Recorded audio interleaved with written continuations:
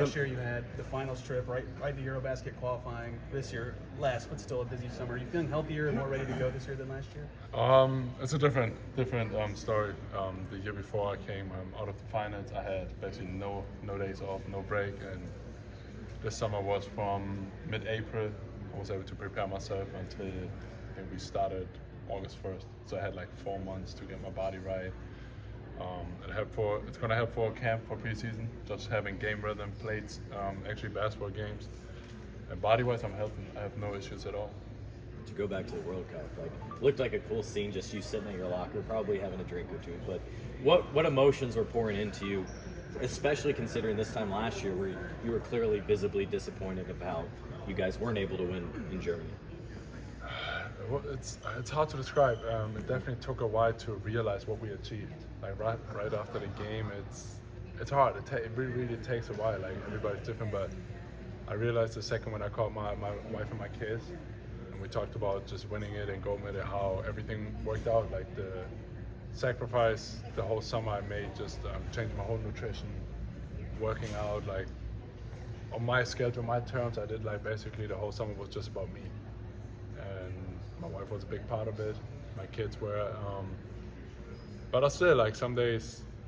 Right now, when we talk to each other in our team group with the German national team, it's still like what we achieved is still like indescribable, unreal. Some days, like you wake up and it's like, oh, we actually won the World Cup.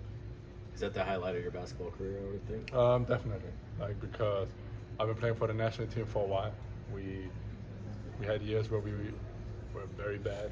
Like just like playing wise, and then the last couple of years was got better. Like the Eurobasket at home with the bronze this year, winning the World Cup gold medal. That also means we directly qualify for the Olympic Games. So that's all like goes hand in hand.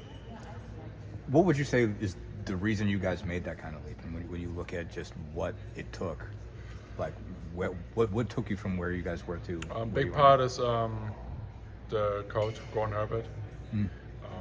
His personality, how he got everybody together, the commitment everybody gave to be part of the national team for certain years. That we can build off it. Like obviously we had always great talent on the team, but playing as a team, putting your egos to the side and just put the team success in front is a big part from our identity, and also from coach giving us like, if we want to achieve something, we gotta put the egos to the side. Like doesn't matter, we all knew Dennis and Franz are our main guys, but afterwards I think we almost had every game we had a different scorer, and I think that made us so strong and great as a team. How much different is that game compared to what you're used to here?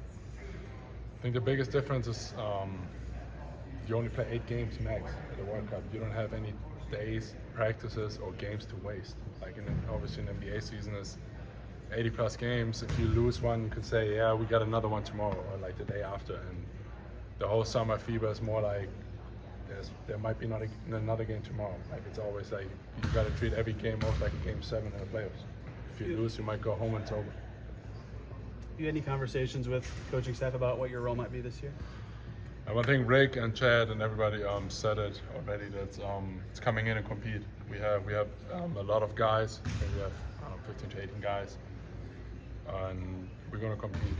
It's going to be tough. And for me personally, I don't think about it too much. It's just this summer brought me new joy and love for basketball in a way. After a tough season last year, and I just enjoy playing basketball and compete, and that's what I'm going to do for the next couple of weeks. I guess how do you guys view this competition differently now? I mean, obviously, I think that's the line. That's what I learned from Al Horford and Aaron Baines. Even though we all compete for minutes or for the spot, backup, whatever it is, that doesn't change the fact that I can still be a good vet to Isaiah and Jalen. Like I still want them to be successful, a long career, and help them out. Like I'm not going to be in training and we're going to bump heads and I'll be like, yeah, I'm not going to help you. Like if I see stuff and I can help them, I'm still going to help them. So it's like we're going to go out there, everybody going to compete on a high level. We're going to help the team. We try to make this team better to hopefully achieve goals and make it to the playoffs. But that's the same with like your ego can be in the way.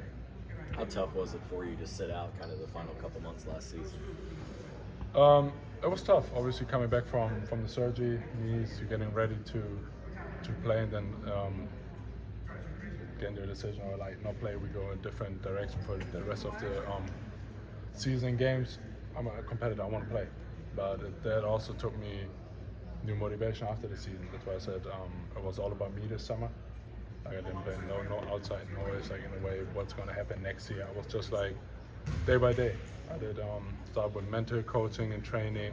As a nutrition, I changed my routine with like weightlifting. I started off the summer really like first slow, like rehabbing, getting my legs ready, and then I got into basketball slow and slow. So I took my time there. In what ways is your nutrition different? And what kind of inspired that tweak? I mean, after the season, I lost over the summer like 15 pounds just to be more explosive again, be more me, having my whole body just to be healthy and fit and in great shape and play the way I want to play. Looking back at the unique surgery that you had to have, like, I mean, what stood out to you about that unique thing that you needed to go your way, and that was the only doctor that was doing it in the country? So it was a process, obviously talking to 6, 7 knee specialists all over the world, from the UK to Australia, and having heard so many opinions, from being out for a year to the surgery I did with maximum 3 months. So I think it's gonna help a lot of NBA players in the future, because they just numb the knee, you're awake, it's 30 minutes like tendon scraping, take off the bad tissue and let it heal by itself.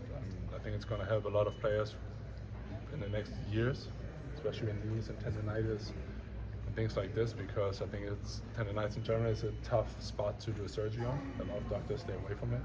And then having like a small procedure for like 30 minutes, and in the summer, like everybody can do it in the summer, it's ready for training camp, for example. But it's great. It helped me a lot. Like on my knee, like I said, I have no issues at all.